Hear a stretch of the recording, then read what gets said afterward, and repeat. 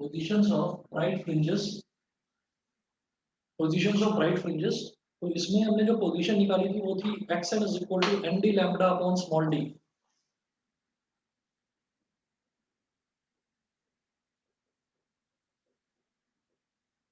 N D lambda upon small D. दूसरा positions of dark fringes,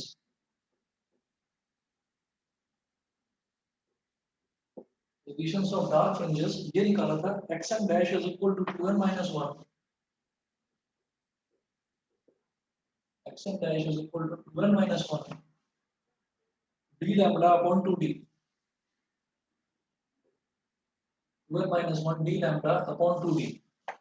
उसके बाद ये दोनों तो हमने निकाल लिए थे, उसके बाद निकालेंगे fringe width, it is the separation. अब नोट करना fringe width,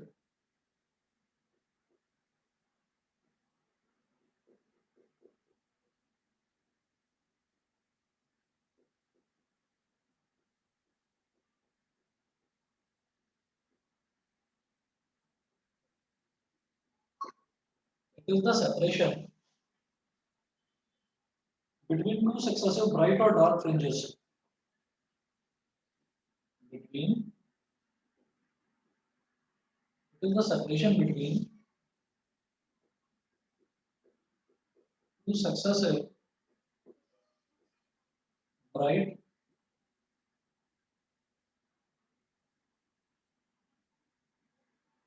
or dark fringes, it is the separation between two successive bright or dark fringes।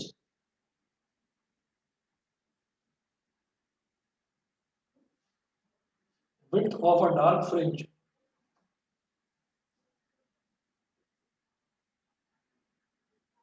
width of a dark fringe,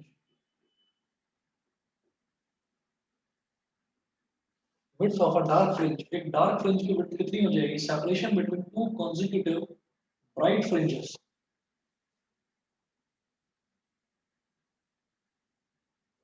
separation between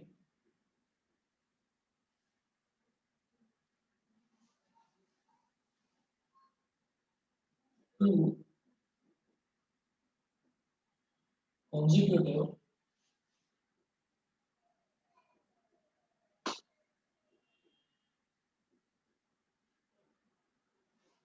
separation between two consecutive bright fringes, width of a dark fringe। जैसे कि fringes होते हैं, fringes मतलब जो patch बनते हैं ना रोशनी के और अंधेरे के, तो ऐसे ही हमने ये कहा है कि जैसे मान लीजिए ये है,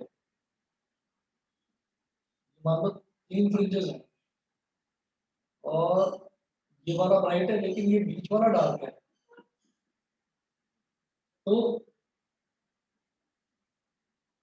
इसकी जो पोजीशन है, पोजीशन का मतलब जैसे मान लीजिए हम एक्स एक्सिस की बात करते हैं ना, तो अगर एक्स एक्सिस पर मैं ये कहूँ कि एक्स एक्सिस है और इधर वाई एक्सिस है, तो अगर मैं इसकी एक्स एक्सिस की बात करूँ कि यहाँ पर 1 है, यहाँ पर 2 है, यहाँ पर 3 है, यहाँ पर 4 है, तो ये जो है 1, 1 का मतलब फर्स्ट पोजीशन, यानी कि इस पोजीशन पर कोई एक चीज है।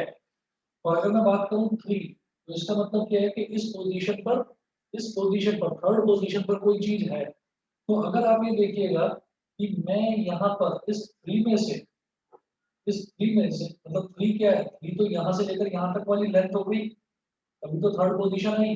और 1 का मतलब क्या है, यहाँ से लेकर यहाँ तक वाली लेंथ हो गई। तो अगर 3 में से मैं इस 1 को सब्ट्रैक्ट कर दूंगा तो ये बीच वाली लेंथ आ जाएगी मेरे पास। समझ में आ रहा है? अगर 3 में से मैं 1 को सब्ट्रैक्ट कर दूंगा तो बीच वाली लेंथ आ जाएगी कि नहीं, ये बताओ। Yes sir. हाँ, उसी तरीके से इधर ऊपर ये ब्राइट फ्रिंज है, इधर ये ब्राइट फ्रिंज है, तो इसकी जो पोजीशन है, इसकी पोजीशन में से इसकी पोजीशन को अगर सब्ट्रैक्ट कर देंगे तो मेरे पास इसकी पोजीशन आ जाएगी, मीन पोजीशन होगी। भाई हम ये थोड़ी कह सकते हैं कि ये ब्राइट फ्रिंज इस पोजीशन पर है या इस पोजीशन पर है, इसकी मीन पोजीशन आ जाएगी क्योंकि इसकी तो चौड़ाई होती है। समझ गए कि नहीं, मेरी बात क्लियर? Yes sir. तो इसका पता चल जाएगा कि इसकी कितनी फ्रिंज विड्थ है। और फ्रिंज विड्थ का मतलब ये है कि कहाँ तक मतलब कितनी चौड़ाई में आपको अंधेरा दिखाई दे रहा है, ठीक, वो होती है फ्रिंज विड्थ। तो हम बोलेंगे width of dark fringes equal to separation between two consecutive bright fringes. दो कॉन्जिक्यूटिव ब्राइट फ्रिंजेस के बीच का जो सेपरेशन है, उस सेपरेशन में हमारे पास डार्क फ्रिंज ही होगी, ठीक है। तो आप ये देखिएगा separation between two consecutive bright fringes. अब ब्राइट फ्रिंज की पोजीशन क्या है, n d lambda upon small d, ठीक है। तो एक्सएन माइनस वन ये करना है बस मेरे को। एक्सएन मतलब nth पोजीशन पर nth nth ब्राइट फ्रिंज की जो पोजीशन है उसमें से n माइनस वन पोजीशन जो है उसको सब्ट्रैक्ट कर देना है। तो एक्सएन माइनस वन। अब एक्सएन क्या है, एक्सएन है n d lambda upon small D, n d lambda upon small d. और एक्सएन माइनस वन क्या है भाई, n की जगह n माइनस वन डाल देना बस, n minus one d lambda upon small D. अब क्या करोगे, D lambda upon small D, D lambda upon small D common लिया जा सकता है, D lambda upon small D common ले लिया तो ब्रैकेट में क्या बचेगा, इधर n minus n minus one, ये बचा n माइनस वन।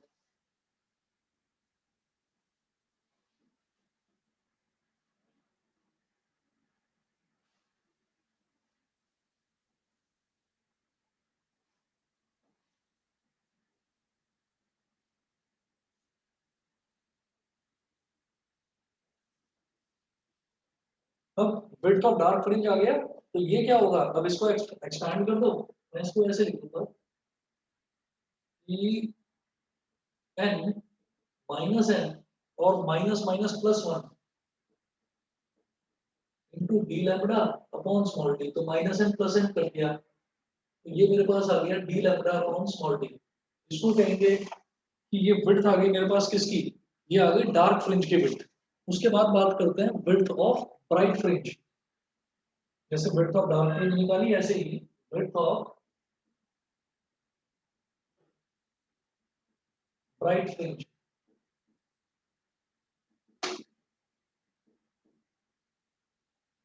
इसमें बिल्कुल वही चीज कि जैसे separation between two consecutive bright fringes करा था डार्क फ्रिंज की विड्थ निकालने के लिए, ऐसे ही ब्राइट फ्रिंज की विड्थ निकालने के लिए separation between two consecutive dark fringes करेंगे। ये हो जाएगा separation between to separation between to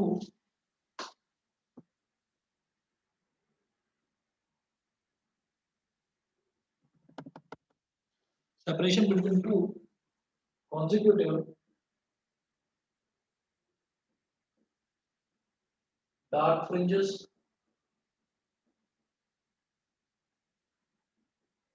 जैसे यहां पर करा था एक्सन माइनस वन, क्योंकि ब्राइट फ्रिंजेस के बीच का सेपरेशन निकाला था। अब क्या करेंगे, x n dash minus x n minus one dash, x n dash minus x n minus one dash, ये हो गया। तो एक्सन डैश क्या है, two n minus one d lambda by two d, two n minus one d lambda upon two d minus x n minus one dash.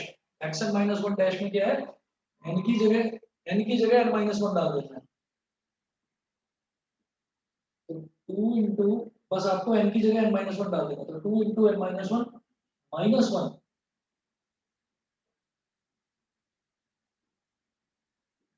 Into d lambda upon two d. क्या है अंतर, x n dash minus x n minus one dash. तो आपको x n minus one है ना जब यहाँ पर, तो आपको क्या करना है इस एक्सप्रेशन में, क्योंकि एक्स एन डैश का एक्सप्रेशन है, इस एक्सप्रेशन में जहां पर भी एन है, एन की जगह आपको एन माइनस वन डाल देना है बस, ठीक है। अब देखिएगा ये क्या हो जाएगा, जो two n minus one d lambda upon two d minus, इस ब्रैकेट में देखिएगा क्या होगा, टू इंटू एन, तो टू एन माइनस टू और माइनस टू और minus one two d lambda upon two d. मैं यहाँ पर ये देख पा रहा हूँ कि डी लैम्डा अपॉन 2d यहाँ पर भी है, डी लैम्डा अपॉन 2d यहाँ पर भी है, तो क्यों ना इसको कॉमन ले लिया जाए। तो हमने क्या करा, डी लैम्डा अपॉन 2d को ले लिया कॉमन।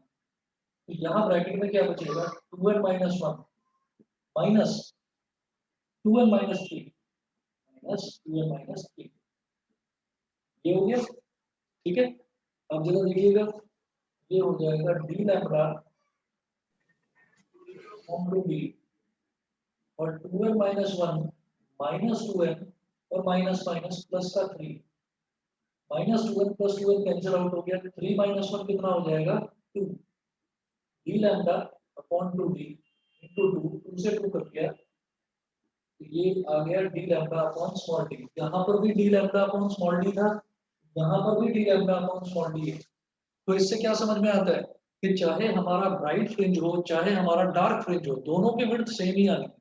ब्राइट फ्रिंज और डार्क फ्रिंज दोनों की विड्थ जो है वो सेम आएगी। समझ गए? Yes sir. ये जी ठीक है। अच्छा, तो इसके बाद आप ये कहेंगे hence the expression hence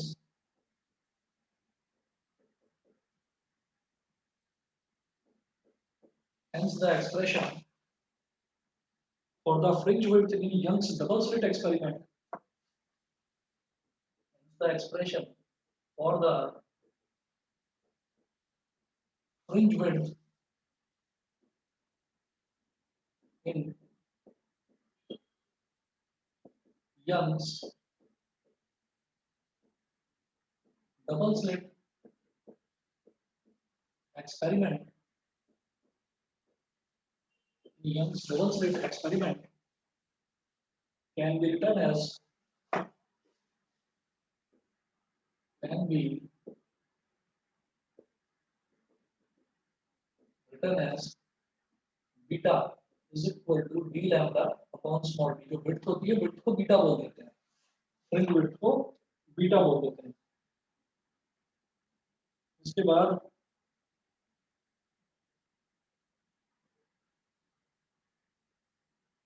questions इसके कोई ज्यादा मुश्किल नहीं है, पर क्वेश्चंस इस पर आते बहुत हैं। मैं क्वेश्चंस की फोटो भेज दूंगा, कोई एक क्वेश्चन अभी करवा देता हूँ आपको, और क्वेश्चंस की मैं फोटोग्राफ भेज दूंगा। 5-6 क्वेश्चंस हैं, 5-6 क्वेश्चंस में जो भी जिन क्वेश्चंस पर एनसीईआरटी या सीबीएसई लिखा हुआ है सिर्फ वो करने हैं, बाकी ज्यादा डिटेल में नहीं जाना। ठीक है, बहुत ज्यादा डिटेल में आप जाएंगे, बहुत ज्यादा कोई डीप क्वेश्चंस नहीं पूछे जाते। मैं एक क्वेश्चन करा देता हूँ फॉर एग्जाम्पल। इसमें एक क्वेश्चन है, ये laser light of wavelength 630 nanometre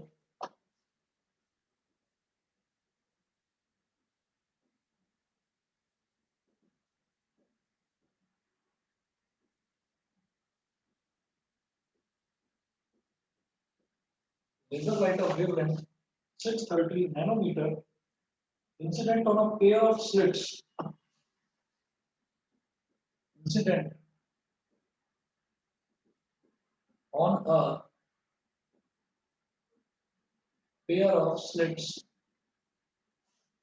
laser light of wavelength 630 nanometer incident on a pair of slits produces an interference pattern, produces an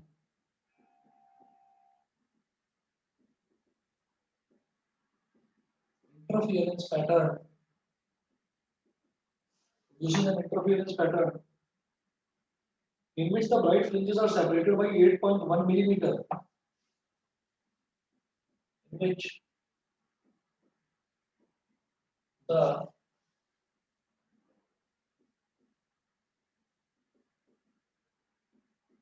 bright fringes are separated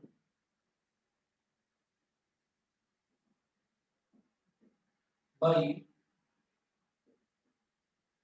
which the bright fringes are separated by 8.1 millimeter. Full stop. A second light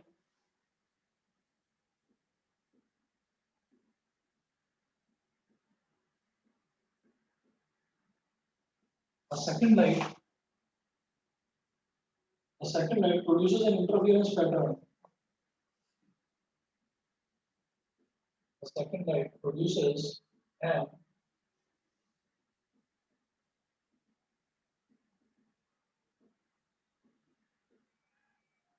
second light produces an interference pattern. The second light produces an interference pattern in which the fringes are separated by in which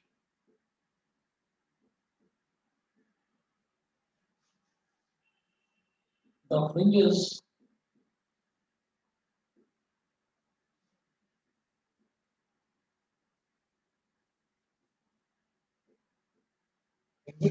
are separated by 7.2 millimeter.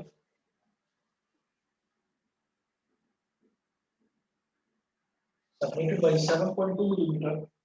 Full stop. Calculate the wavelength of the second light. Calculate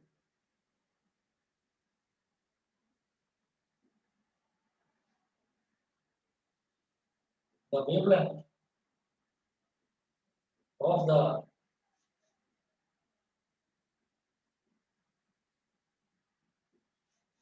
second light. सबसे पहले देखिएगा laser light of wavelength 630 nanometre. तो wavelength का मतलब क्या है कि lambda दे रखा है मेरे को। तो laser light of wavelength 630 nanometer incident on a pair of slits. Pair of slits मतलब वही यंग्स डबल स्लिट एक्सपेरिमेंट है। तो दो स्लिट्स वहां पर बनेगी ही बनेगी। एक सोर्स है जिसको लेजर बीम हो गया। तो लेजर बीम तो एक सोर्स हो गया, लेकिन उसके बाद डबल स्लिट एक्सपेरिमेंट के हिसाब से ही इसमें दो स्लिट्स इन्होंने दे रखी है। पेयर ऑफ स्लिट्स मतलब दो slits produces an interference pattern in which the bright fringes are separated by 8.1 millimetre. bright fringes के बीच का जो सेपरेशन है वो 8.1 मिलीमीटर। इसका मतलब क्या है? ब्राइट फ्रिंजेस के बीच का सेपरेशन अगर दे रखा है, यानी कि आपको विड्थ दे रखी है, फ्रिंज विड्थ दे रखी है ये 8.1 मिलीमीटर। वो अगर डार्क फ्रिंजेस के बीच का भी सेपरेशन देते तो वो भी फ्रिंज विड्थ होती। क्योंकि आप देखो, आप सेपरेशन अगर निकालोगे डार्क फ्रिंजेस के बीच का, वो भी D lambda by small D है। सेपरेशन आप निकालोगे इनके ब्राइट फ्रिंजेस के बीच का, वो भी D lambda by small D, जिसको हम बीटा बोलते हैं। तो फ्रिंज विड्थ बीटा दे रखी है कितनी? 8.1 मिलीमीटर। तो अब इसमें मुझे क्या करना है, आप ये देखिएगा कि लैम्डा वन दो केसेस दे रखे हैं। तो पहले केसेस में जो वेवलेंथ है ना लैम्डा वन कितनी दे रखी है? 630 नैनोमीटर। लैम्डा वन दे रखा है 630 नैनोमीटर। इसको आप चाहो तो आप नॉर्मली मीटर में कन्वर्ट करो, जबकि जरूरत नहीं है। नैनो को मीटर में कन्वर्ट करने के लिए 10 की पावर -9 से मल्टीप्लाई करना पड़ता है। उसकी जरूरत नहीं है, बताता हूँ क्यों। लैम्डा वन हो गया 630 नैनोमीटर और बीटा वन 8.1 मिलीमीटर।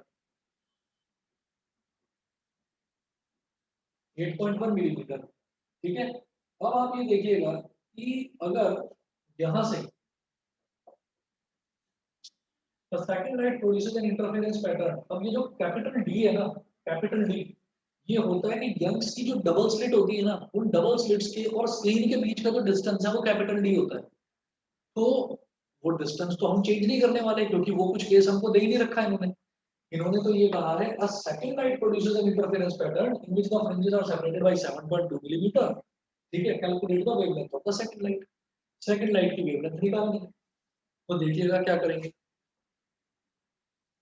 यहाँ पर मैं सबसे पहले बीटा वन निकालता हूँ।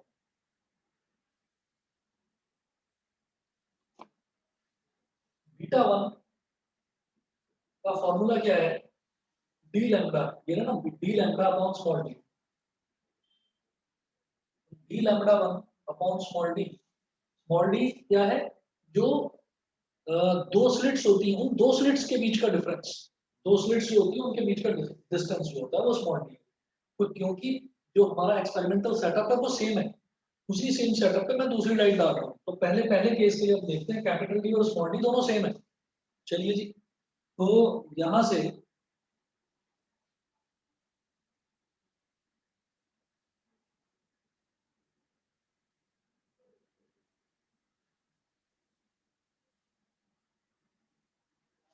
हम ये कहेंगे since capital D and small D, since capital D, थोड़ा नीचे करो बेटा, दिखाई तो दे रहा है ना दोनों को? Yes, sir. ठीक है, capital D and small D are going to be the same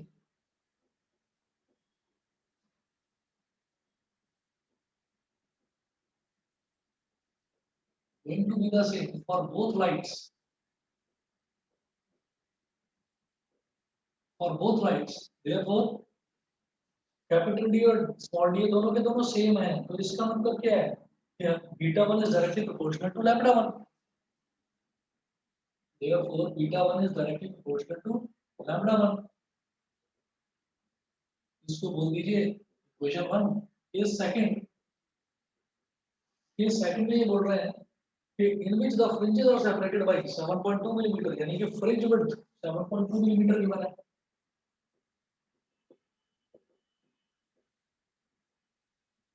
और लैम्डा टू मुझे नहीं पता, तो यहाँ पर भी हम ये कहेंगे कि beta two is directly proportional to lambda two. Equation two divide 1/2,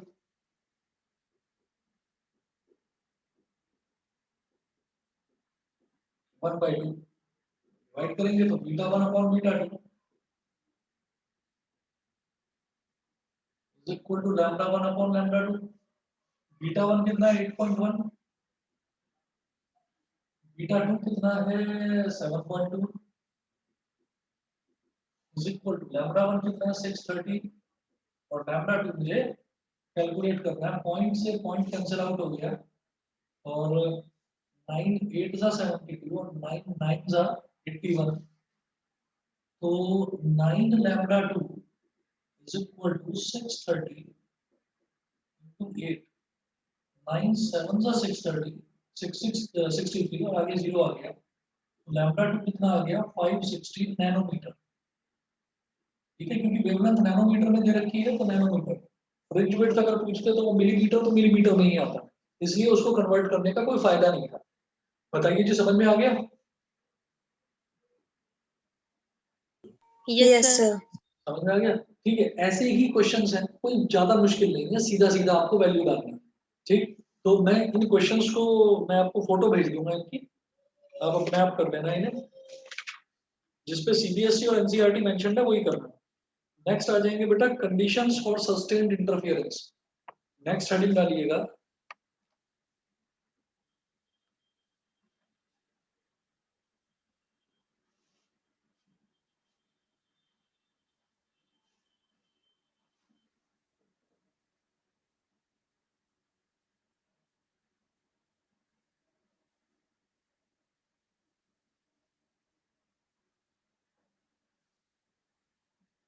और न्यूमेरिकल्स जो मैं भेज दूंगा वो कर जरूर लेना, क्योंकि न्यूमेरिकल्स इसमें पूछे जाते हैं।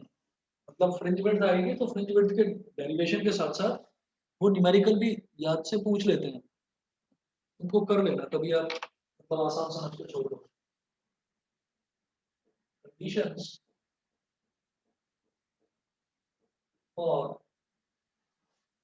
Conditions for sustained interference.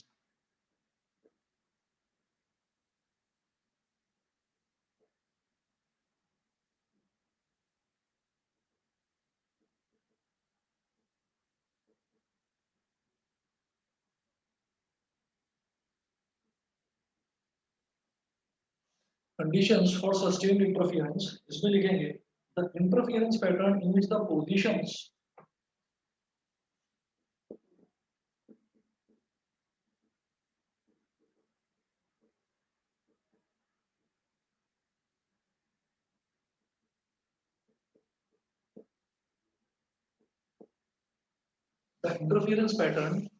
in which the positions of maxima and minima of intensity in which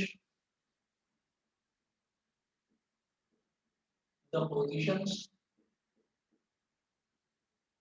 of maxima and minima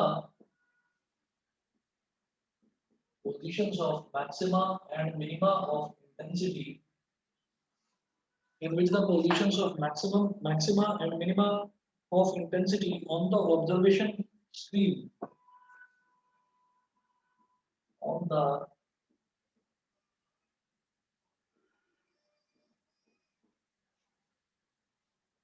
on the observation screen do not on the observation screen do not change with time is called observation screen do not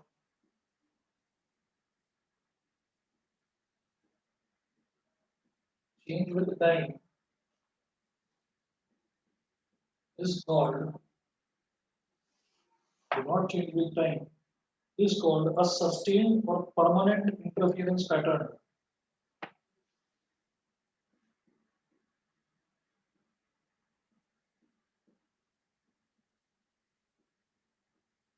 Is called a sustained or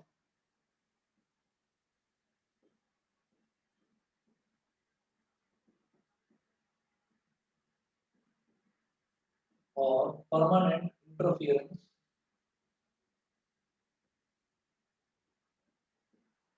It's called a sustained or permanent interference pattern. ये है ठीक है. उसके बाद जो conditions हैं वो note करिएगा. The necessary conditions for obtaining the interference pattern in which the positions of maxima and minima of intensity on the observation screen do not change with time.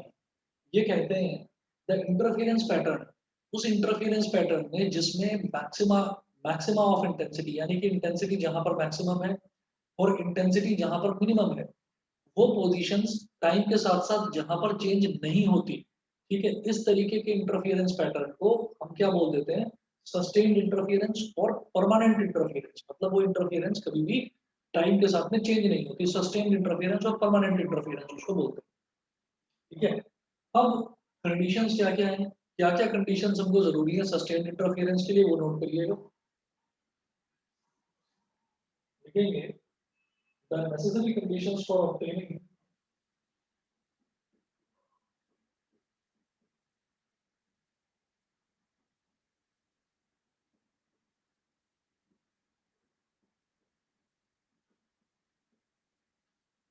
the necessary conditions for obtaining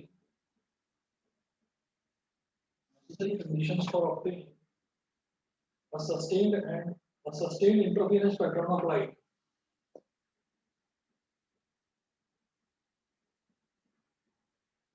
Sustained interference pattern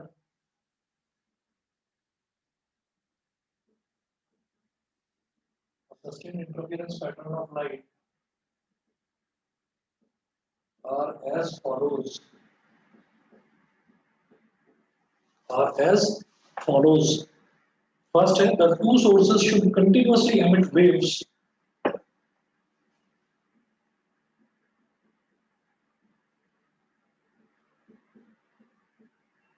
the two sources should continuously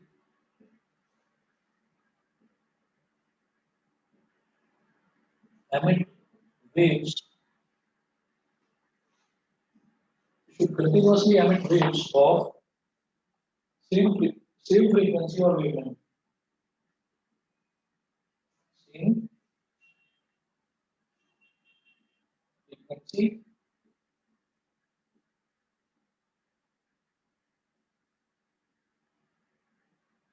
frequency or wavelength.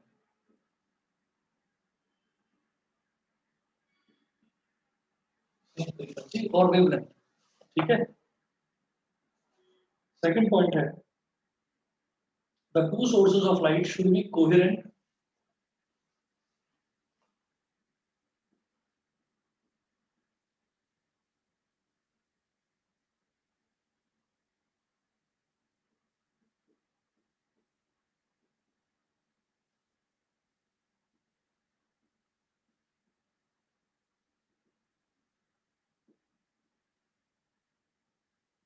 The two sources of light should be coherent. The two sources of light should be coherent.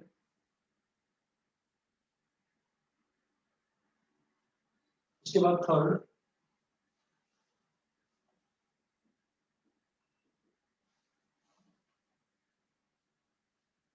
For a better contrast between maxima and minima of intensity,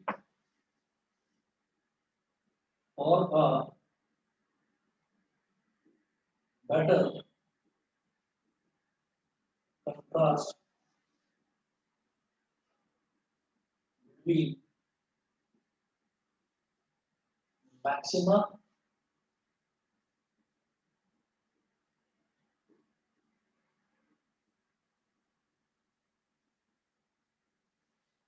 for a better contrast between maxima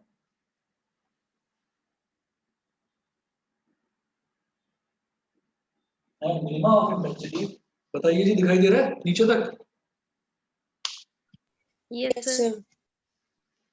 ठीक है.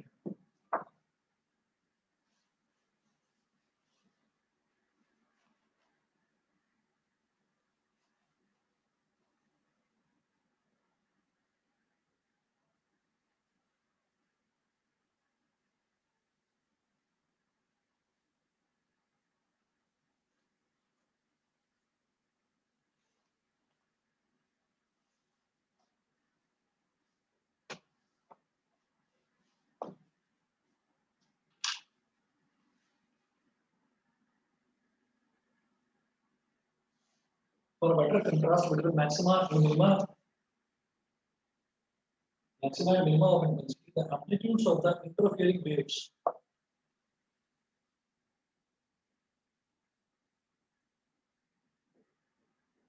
the amplitudes of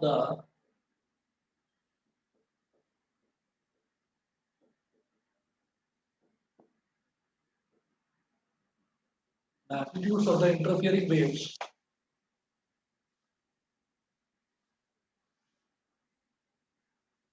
should be equal.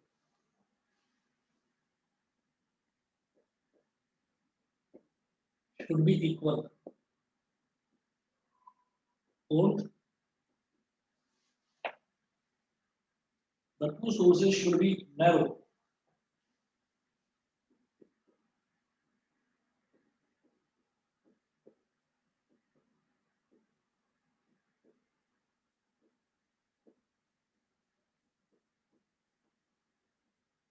Otherwise,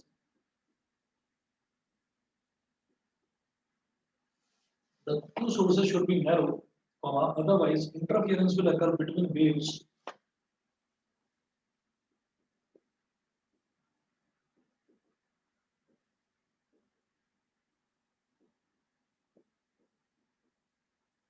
will occur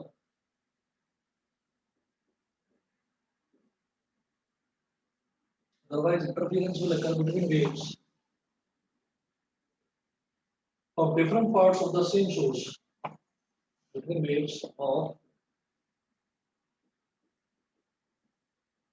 different parts of the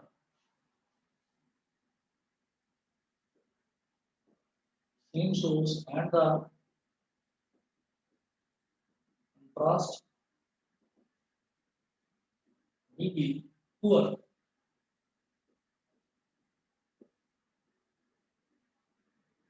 Fifth condition, the interfering waves must travel nearly along the same direction.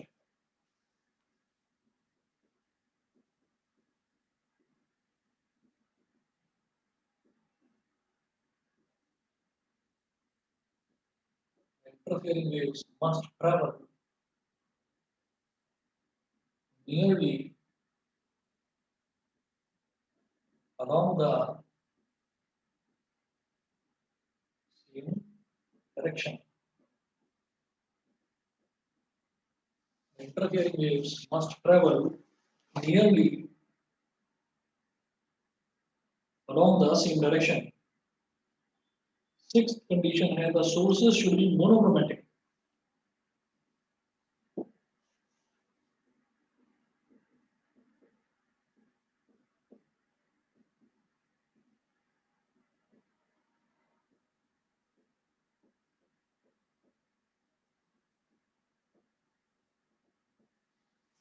The sources should be monochromatic, otherwise fringes of different colors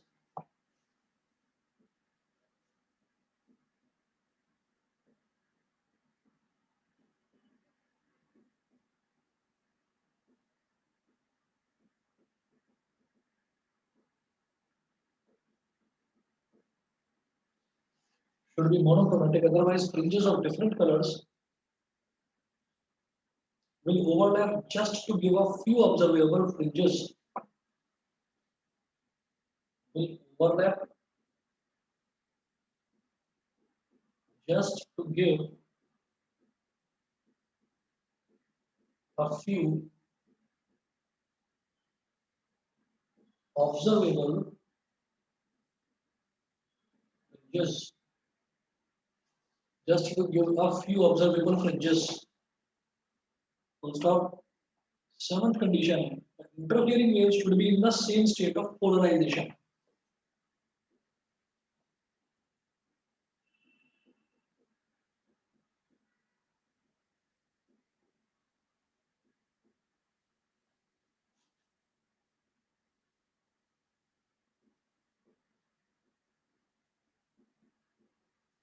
The interfering waves must be in the same state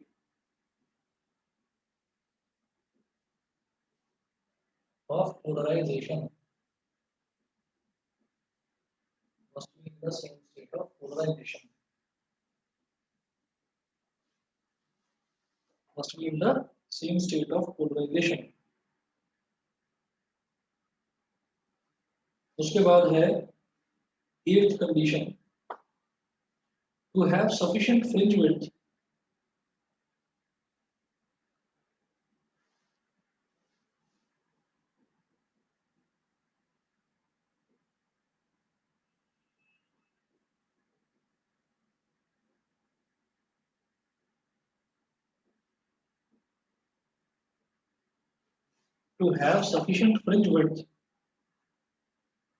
the distance between the two coherent sources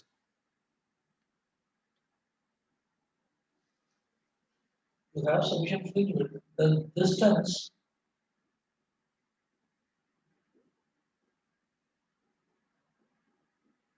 between the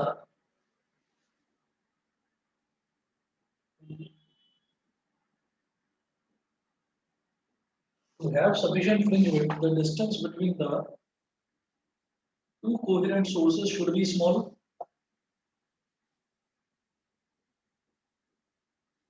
The two coherent sources should be small.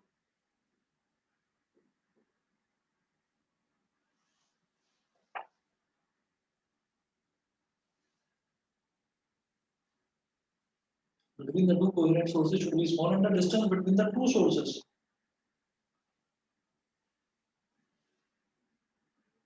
and the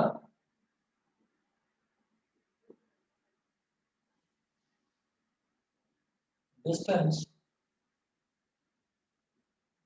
between the two sources and the distance between the two sources and the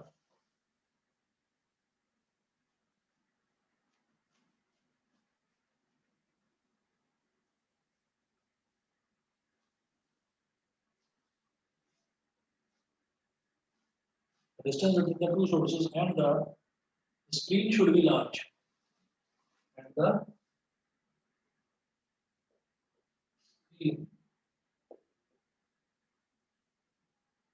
should be large. ये conditions हैं जी sustained interference की। Sustained interference का मतलब ये है कि वो वाला इंटरफेरेंस सस्टेन रहता है। सस्टेन का मतलब क्या है कि जैसा एक जगह मेरे को इंटरफेरेंस पैटर्न दिखाई दे रहा है वैसा ही इंटरफेरेंस सब जगह दिखाई दे। यानी कि मेरे को ऐसा ना हो कि ब्राइट फ्रिंजेस कहीं कहीं पर तो ज्यादा ब्राइट दिखाई दे रही है और कहीं कहीं पर ब्राइट फ्रिंजेस कम ब्राइट दिखाई दे रही है। तो ब्राइट फ्रिंजेस की जो इंटेंसिटी है वो मेरे को बराबर दिखाई दे, डार्क फ्रिंजेस की जो इंटेंसिटी है वो मेरे को बराबर दिखाई दे। तो उसके लिए ये 8 कंडीशंस है जो बेहद इंपॉर्टेंट है। एवरी ऑल्टरनेट ईयर आपको थोड़ा बहुत इसमें से कुछ ना कुछ आपसे पूछा जरूर जाता है कि आप कोई 3 कंडीशन बताइए या कोई 4 कंडीशन बताइए, और कई बार ये यंग्स डबल स्लिट एक्सपेरिमेंट के साथ ही आ जाता है। तो चलो देखिएगा इसमें क्या क्या है। पहली है the two sources should continuously emit waves of same frequency और वेवलेंथ। जो दो सोर्सेज हैं वो जो दो सोर्सेज हैं वो कौन से हैं, S1 और S2, जो हमारी दो स्लिट्स बनी हुई है। तो वो दो सोर्सेज की तरह बिहेव करते हैं। तो हम ये कहते हैं कि जो दो सोर्सेज हैं they should continuously emit waves of same frequency और वेवलेंथ। वो जो दो सोर्सेज हैं वो जो वेव्स एमिट करेंगे कंटिन्यूअसली वो सेम फ्रीक्वेंसी की होनी चाहिए और सेम वेवलेंथ की होनी चाहिए, पहला पॉइंट। दूसरा है the two sources of light should be coherent.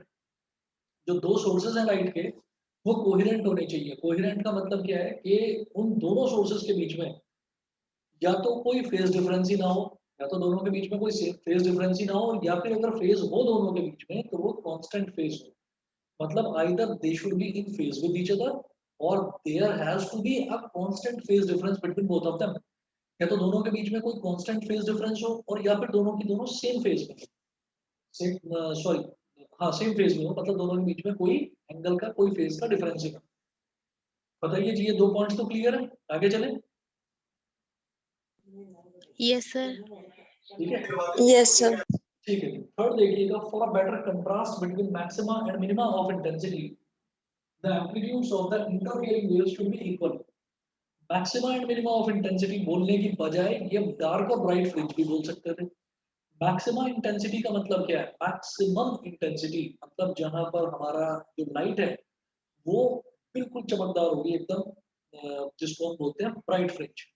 ठीक। और मिनिमा ऑफ इंटेंसिटी मतलब मिनिमम इंटेंसिटी अपने जब मिनिमम लेवल पर होगी यानी कि उसी को हम डार्क फ्रिंज बोल देंगे। तो for a better contrast, contrast का मतलब दोनों के बीच में अच्छा गैप दिखाई दे, ये ना हो कि हम मतलब ना तो ब्राइट वाला ज्यादा ब्राइट नजर आ रहा है ना डार्क वाला ज्यादा डार्क नजर आ रहा है, मतलब दोनों की दोनों लाइट्स जो है वो मिक्सअप हो रही है।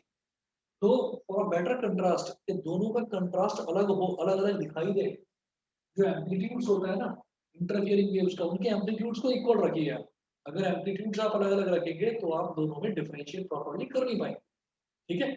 उसके बाद देखिएगा, ये तो थर्ड था कंडीशन। फिर फोर्थ है the two sources should B narrow otherwise interference will occur between waves of different parts of the same source and the contrast will be poor. क्या होता है, जो वेव्स हैं, वेव्स ज्यादा चौड़ी नहीं होनी चाहिए, वेव्स थोड़ी नैरो होनी चाहिए। जब वेव्स नैरो होंगी तो इंटरफेरेंस पैटर्न आराम से आप देख पाएंगे।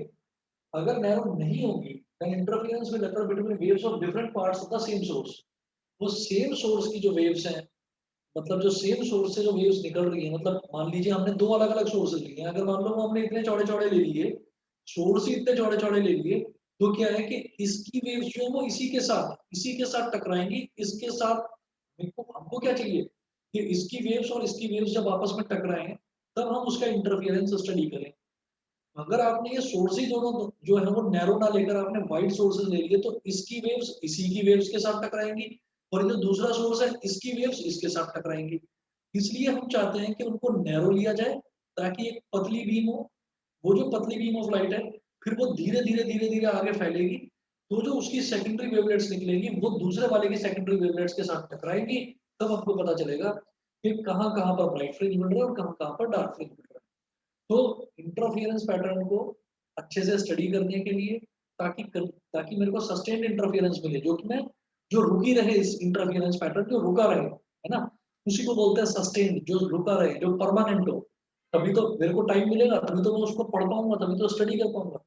तो इसलिए जो हमारे सोर्सेज है वो सोर्सेज वाइड नहीं होने चाहिए, नैरो होने चाहिए। उसके बाद पांचवा देखिएगा, the interfering waves must travel nearly along the same direction. जो दोनों है वो दोनों सेम डायरेक्शन में होंगी, ये नहीं कि एक तो ऐसे जा रही है और एक ऐसे जा रही है ना, या एक ऐसे जा रही है टेढ़ी। मतलब उनकी जो डायरेक्शन है वो सेम होनी चाहिए। थोड़ा बहुत वेरिएशन चलता है लेकिन ऐसा नहीं होना चाहिए कि एक इधर जा रही है और एक बिल्कुल ही ऊपर जा रही है। तो डायरेक्शन सेम होनी चाहिए। दूसरा, the sources should be monochromatic otherwise fringes of different colors will overlap just to give a few observable fringes। जो सोर्सेज हैं वो मोनोक्रोमैटिक होने चाहिए। मोनोक्रोमैटिक का मतलब क्या है कि वो एक ही तरीके की लाइट के बने हुए होने चाहिए, डिफरेंट कलर्ड ऑफ लाइट नहीं होनी चाहिए कि बहुत सारी लाइट्स का मिक्सचर है। तो जो दोनों सोर्सेज हैं, अगर एक प्योर व्हाइट है तो दूसरा प्योर येलो हो चलेगा। ठीक है, प्योर व्हाइट है प्योर ब्लैक है बहुत बढ़िया चलेगा। तो हम ये कहेंगे the sources should B monochromatic, उनमें अलग अलग कलर्स का मिक्सचर नहीं होना चाहिए, मोनोक्रोमैटिक होना चाहिए। उसके बाद देखिएगा, the interfering waves must be in the same state of polarization। The interfering waves must be in the same state of polarization। तो polarization का मतलब ये है कि दोनों जो है दोनों जो है वो उनका पोलराइजेशन सेम होना चाहिए। पोलराइजेशन का मतलब ये होता है कि अगर हमने कह दिया कि दोनों की दोनों सेम डायरेक्शन में जा रही है, लेकिन पोलराइजेशन अलग अलग है। पोलराइजेशन का मतलब ये है कि डायरेक्शन तो सेम है, डायरेक्शन सेम है, लेकिन जो आपकी फ्रिंजेस है ना, हमने ये कह दिया कि ये सेम स्टेट है पोलराइजेशन का, कि भाई एक स्लिट तो यहाँ पर है और एक स्लिट यहाँ पर है, तो ऐसा नहीं होना चाहिए कि इनके अंदर इतना ज्यादा गैप है, इतना ज्यादा गैप है कि इनके पोलराइजेशन ही अलग अलग हो गए, मतलब वो आपस में इंटरफेरेंस हो ही नहीं पा रहा है, या हो पा रहा है तो बहुत आगे जाकर हो पा रहा है, स्क्रीन के पार जाकर हो पा रहा है, स्क्रीन तक पोलराइजेशन नहीं हो पा रहा, तो उसको हम ये पोलराइजेशन कह रहे हैं, स्क्रीन तक इंटरफेरेंस नहीं हो पा रहा, तो इसलिए हम ये कहते हैं सेम स्टेट होनी चाहिए पोलराइजेशन की, कि मान लो कि एक जो है ऊपर वाली जो स्लिट है, ऊपर वाली स्लिट में और स्क्रीन में ऊपर मान लीजिए 5 सेंटीमीटर का अंतर है, और जो नीचे वाली स्लिट है उसमें और स्क्रीन के नीचे वाले हिस्से में भी 5 सेंटीमीटर का ही अंतर होना चाहिए। ये नहीं कि एक तो बिल्कुल कॉर्नर पर, टॉप कॉर्नर पर रखी है और एक बिल्कुल बॉटम कॉर्नर पर रखी है स्क्रीन के, तो वो स्क्रीन से राइट तो टकराएगी लेकिन इंटरफेरेंस नहीं हो पाएगा। तो इंटरफेरेंस स्टडी करने के लिए सेम स्टेट ऑफ पोलराइजेशन होना चाहिए, सेम डायरेक्शन, सेम फेज या कांस्टेंट फेज और सेम पोलराइजेशन। ये उसके बाद एक देखिएगा बेटा, यहाँ तक क्लियर है सातों पॉइंट्स? Yes, sir. ठीक है, आकृति क्लियर है? Yes, sir. ठीक है जी। उसके बाद एट्थ देखिएगा, to have sufficient fringement the distance between the two coherent sources should be small. वही चीज, ये सेम स्टेट ऑफ पोलराइजेशन है कि जो दो सोर्सेज हैं उनके बीच का जो डिस्टेंस है वो कम होना चाहिए, जिसको हम बोलते हैं स्मॉल डी। ठीक है, and the distance between the two sources and the screen should be large. जो दो सोर्सेज हैं जो यहाँ पर लगे हुए हैं, एक ऊपर स्लिट और एक नीचे स्लिट, इसके और स्क्रीन के बीच का जो डिस्टेंस है जिसको कैपिटल डी बोल देते हैं, वो ज्यादा होना चाहिए। ज्यादा होगा तभी तो ज्यादा वेव्स इंटरफियर करेंगी आपस में, कम होगा तो हम उतने ज्यादा डार्क और ब्राइट फ्रिंजेस देख नहीं पाएंगे। इस वजह से वो डिस्टेंस जो दोनों स्लिट्स में और स्क्रीन के बीच का जो डिस्टेंस है वो ज्यादा होना चाहिए, और जो दो स्लिट्स होती हैं उनके बीच का जो डिस्टेंस है जिसको स्मॉल डी बोलते हैं वो कम होना चाहिए। बताइए क्लियर है? बताइए जी, क्लियर है इतना? Yes, sir. ठीक है, नेक्स्ट करूंगा डिफ्रैक्शन। अब ये बता दीजिए कल किस टाइम, कल कौन सा टाइम रखूं? सर कल रात को ही रख लीजिएगा। ये 9 बजे का? यस सर, 9 बजे का ही। ठीक है, 9 बजे का रखें। सर मेरे को एक और बात करनी थी हाँ, आपसे। बोलिए। सर मैं ना सहारनपुर आई हुई हूँ, वैसे तो हम कल सुबह मतलब चल ही देंगे यहाँ से, तो ठीक है, अगर by chance sir plan shift होगा तो मैं थर्सडे 1 घंटा पहले आके टेस्ट दे दूँ मैथ्स का? हाँ हाँ ठीक है, कोई बात नहीं। ठीक है सर। सर वैसे मोस्ट प्रोबेबली है मैं आ जाऊंगी, नहीं आज हो पाया तो। आ जाओ तो ठीक है, नहीं तो कोई ऐसी मतलब टेस्ट के लिए मतलब अफरा तफरी मचाने की जरूरत नहीं। हाँ, नहीं सर, मैं वरना थर्सडे दे दूंगी। ठीक है, ठीक है सर, ठीक है, कोई बात नहीं। Thank you. ठीक है जी, ओके।